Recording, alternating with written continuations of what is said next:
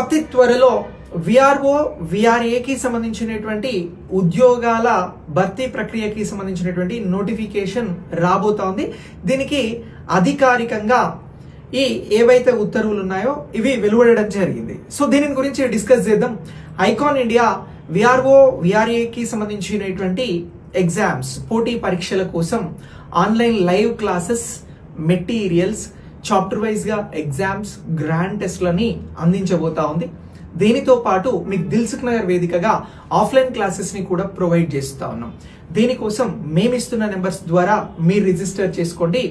మీరు ఆన్లైన్ ద్వారా, ఆఫ్లైన్ ద్వారా లైవ్ లేటెస్ట్ ఇప్పుడు జరిగేటువంటి క్లాసెస్ ని మీరు పొందవచ్చు. సో దీనికోసం ఆలస్యం చేయకుండా రిజిస్టర్ చేసుకోండి. ఐకాన్ ఇండియా యాప్ ని డౌన్లోడ్ చేసుకోండి. ఇక తెలంగాణ రాష్ట్రంలో లేటెస్ట్ అప్డేట్ ఏంటి అని అంటే విఆర్ఓ విఆర్ఏ పోస్టులకి సంబంధించి ఇప్పుడు ఈ పోస్టులను భర్తీ చేసేందుకు ఆర్థిక శాఖ ఆమోదం తెలిపింది.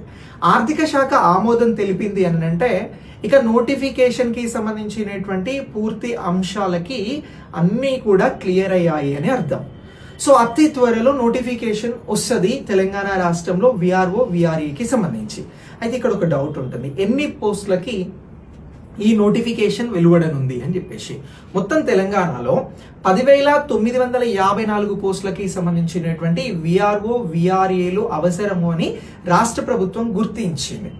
రాష్ట్ర ప్రభుత్వం ప్రతిష్టాత్మకంగా ఇప్పుడు విఆర్ఓ విఆర్ఏలను తీసుకురావడానికి ప్రధాన కారణం ఇంతకు ముందు 2020లో 20 వరకు కూడా మనకి విఆర్ఓ విఆర్ఏ వ్యవస్థ ఉండే.